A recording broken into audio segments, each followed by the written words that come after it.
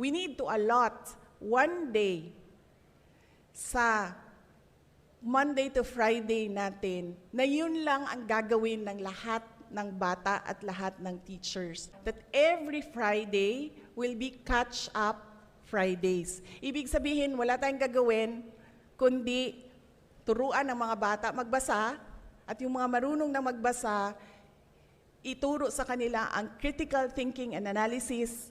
Yung mga marunong na sa critical thinking and analysis, pasulatin ninyo ng libro, pasulatin ninyo ng essay, lahat ng kailangan natin gawin na matutunan ng mga bata, gawin natin sa Catch-Up Fridays. Dahil meron din tayong kailangan i-catch up sa health, sa values, and sa peace education. So starting January 12, 2024, every Friday will be Catch-Up Fridays, particularly